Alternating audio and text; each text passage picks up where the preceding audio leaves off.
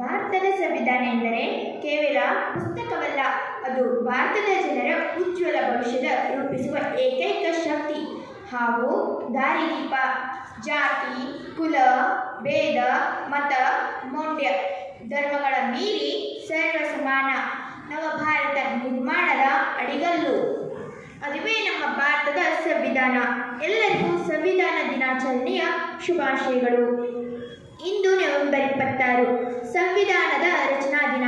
ನಮಗೆ ಬಂದಿರುವ ಸಚೇತನದ ಕಾರ್ಯಕ್ರಮದಲ್ಲಿ ಬಂದಿರುವ ವಿಷಯವೇನೆಂದರೆ ಸಂವಿಧಾನದ ರಚನಾ ದಿನಾಚರಣೆಯ ಬಗ್ಗೆ ನಮಗೆ ವಿಷಯ ಬಂದಿದೆ. ಆದ ಕಾರಣ ನಮ್ಮ ಸ್ನೇಹಿತರು ನಮಗೆ ಸಂವಿಧಾನದ ರಚನಾ ದಿನಾಚರಣೆ ಬಗ್ಗೆ ನಿಮಗೆ ತಿಳಿಸಿಕೊಡುತ್ತಾರೆ.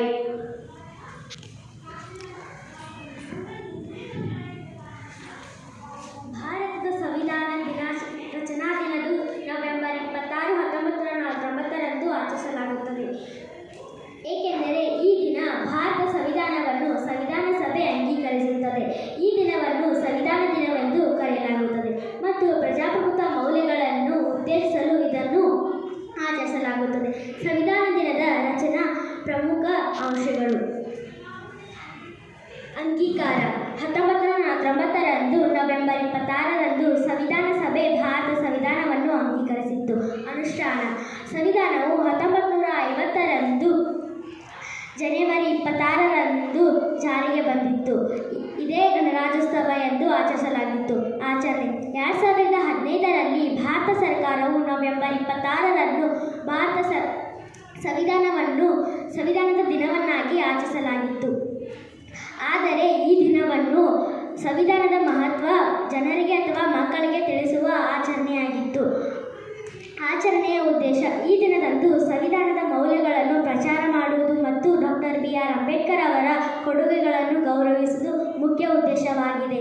ಕಾರ್ಯಕ್ರಮಗಳು: ಈ ದಿನದಂದು ಸಂವಿಧಾನದ ಪೀಠಿಕೆಯನ್ನು ಓದಲಾಗುತ್ತದೆ ಮತ್ತು ಶಾಲೆಗಳಲ್ಲಿ ಪ್ರಬಂಧ ಸ್ಪರ್ಧೆ ಮತ್ತು ರಸಪ್ರಶ್ನೆ ಸ್ಪರ್ಧೆಗಳು ನಡೆಯುತ್ತವೆ. ಇನ್ನಷ್ಟು ವಿಷಯವನ್ನು ನನ್ನ ಸ್ನೇಹಿತೆ ತಿಳಿಸಿಕೊಡುತ್ತಾರೆ.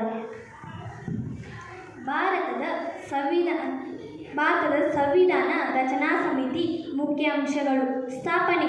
ಭಾರತದ ಸಂವಿಧಾನ ಸಭೆಯು ಮೇ 1946 ಕ್ಯಾಬಿನೆಟ್ ಮಿಷನ್ ಯೋಜನೆಗೆ ಅನುಗುಣವಾಗಿ ರಚನೆಯಾಯಿತು. ಮೊದಲ ಅಧಿವೇಶನ ಡಿಸೆಂಬರ್ 9, 1946ರಲ್ಲಿ ನವದೆಹಲಿಯ ಸಂವಿಧಾನ ಸಭಾಂಗಣದಲ್ಲಿ ಮೊದಲ ಅಧಿವೇಶನ ನಡೆಯಿತು. ಸದಸ್ಯರ ಸಂಖ್ಯೆ ಆರಂಭದಲ್ಲಿ 389 ಸದಸ್ಯರಿದ್ದು, ಸಭೆಯು ಭಾರತದ ವಿಭಜನೆಯ ನಂತರ 299 ಸದಸ್ಯರನ್ನು ಹೊಂದಿತು. ಕಾರ್ಯ: ಸಂವಿಧಾನವನ್ನು ರೂಪಿಸುವುದು ಇದರ ಮುಖ್ಯ ಕಾರ್ಯವಾಗಿತ್ತು. ಕರಡು ಸಮಿತಿ. ಡಾಕ್ಟರ್ BR ಅಂಬೇಡ್ಕರ್ ಅವರ ಅಧ್ಯಕ್ಷತೆಯಲ್ಲಿ ಕರಡು ಸಮಿತಿ ಆಗಸ್ಟ್ 29, 1947ರಲ್ಲಿ ರಚಿಸಲಾಯಿತು. ಇದು ಸಂವಿಧಾನವನ್ನು ಮತ್ತು ಕರಡನ್ನು ಸಿದ್ಧಪಡಿಸಿತು. ಸಂವಿಧಾನ ಅಂಗೀಕಾರ. ನವೆಂಬರ್ 26, 1949ರಲ್ಲಿ ಸಂವಿಧಾನವು ಅಂಗೀಕರಿಸಿತು. ಜಾರಿ. ಜನವರಿ 26, 1950ರಲ್ಲಿ ಸಂವಿಧಾನವು ಜಾರಿಗೊಂಡಿತು. ಆ ದಿನವನ್ನು ಗಣರಾಜ್ಯ ದಿನ ಎಂದು ಆಚರಿಸಲಾಗಿತ್ತು. ಅಧ್ಯಕ್ಷರು. ಸಂವಿಧಾನ ಸಭೆಯ ಅಧ್ಯಕ್ಷರಾಗಿ ಡಾಕ್ಟರ್ ರಾಜೇಂದ್ರ ಪ್ರಸಾದ್ ಅವರು ಆಯ್ಕೆಯಾಗಿದ್ದರು. ಸಲಹೆಗಾರರು. BN ರಾವ್ ಅವರು ಸಂವಿಧಾನ ಸಭೆಯ ಸಂವಿಧಾನ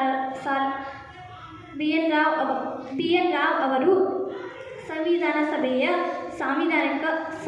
ಸಾಂವಿಧಾನಿಕ ಸಲಹೆಗಾರರಾಗಿದ್ದರು. ಹಕ್ಕುಗಳು. ಸಮಾನತೆಯ ಹಕ್ಕು, ಸ್ವಾತಂತ್ರ್ಯದ ಹಕ್ಕು, ಶೋಷಣೆ ವಿರುದ್ಧ ಹಕ್ಕು, ಧಾರ್ಮಿಕ ಮತ್ತು ಸ್ವಾತಂತ್ರ್ಯದ ಹಕ್ಕು, ಸಾಂಸ್ಕೃತಿಕ ಮತ್ತು ಶೈಕ್ಷಣಿಕ ಹಕ್ಕು, ಸಂವಿಧಾನಿಕ ಮತ್ತು ಪರಿಹಾರಗಳ ಹಕ್ಕು. ಸಂವಿಧಾನದ ಮೂಲಭೂತ ಕರ್ತವ್ಯಗಳು. 1. ಸಂವಿಧಾನವನ್ನು ಪಾಲಿಸಿ ಮತ್ತು ರಾಷ್ಟ್ರಧ್ವಜ ಮತ್ತು ರಾಷ್ಟ್ರಗೀತೆಯನ್ನು ಗೌರವಿಸಿ. 2. ಸ್ವಾತಂತ್ರ್ಯ ಹೋರಾಟದ ಆದರ್ಶಗಳನ್ನು ಅನುಸರಿಸಿ. 3. ಭಾರತದ ಸಾರ್ವಭೌಮತ್ವ ಮತ್ತು ಸಮಗ್ರತೆಯನ್ನು ರಕ್ಷಿಸಿ. 4. ದೇಶವನ್ನು ರಕ್ಷಿಸಿ ಮತ್ತು ಕರೆ ಬಂದಾಗ ರಾಷ್ಟ್ರೀಯ ಸೇವೆಗಳನ್ನು ಸಲ್ಲಿಸಿ. 5. ಸಾಮಾನ್ಯ ಸಹೋದರತ್ವದ ಮನೋಭಾವ ಬೆಳೆಸುವುದು. 6. ಸಂಯೋಜಿತ ಸಂಸ್ಕೃತಿಯನ್ನು ಸಂರಕ್ಷಿಸುವುದು. 7. ನೈಸರ್ಗಿಕ ಪರಿಸರವನ್ನು 8 ವೈಜ್ಞಾನಿಕ ಮನೋಭಾವ ಮತ್ತು ಮಾನವೀಯತೆಯನ್ನು ಬೆಳೆಸಿಕೊಳ್ಳಿ. 9 ಸಾರ್ವಜನಿಕ ಆಸ್ತಿಯನ್ನು ರಕ್ಷಿಸಿ ಮತ್ತು ಹಿಂಸಾಚಾರವನ್ನು ತಪ್ಪಿಸಿ. 10 ಜೀವನದ ಎಲ್ಲ ಕ್ಷೇತ್ರಗಳಲ್ಲಿ ಶ್ರೇಷ್ಠಗಾಗಿ ಶ್ರಮಿಸಿ. 11 6ರಿಂದ 14 ವರ್ಷ ವಯಸ್ಸಿನ ತಮ್ಮ ಮಕ್ಕಳನ್ನು ಶಾಲೆ ಕಳುಹಿಸುವುದು ಎಲ್ಲ ಪೋಷಕರ ಕರ್ತವ್ಯ. ಇಂದಿನ ಸಚೇತನ ಕಾರ್ಯಕ್ರಮವನ್ನು ಅರ್ಥಪೂರ್ಣವಾಗಿ ನಡೆಸಿಕೊಟ್ಟಂತ ನನ್ನ ಎಲ್ಲ ಸ್ನೇಹಿತರಿಗೆ ಧನ್ಯವಾದಗಳು.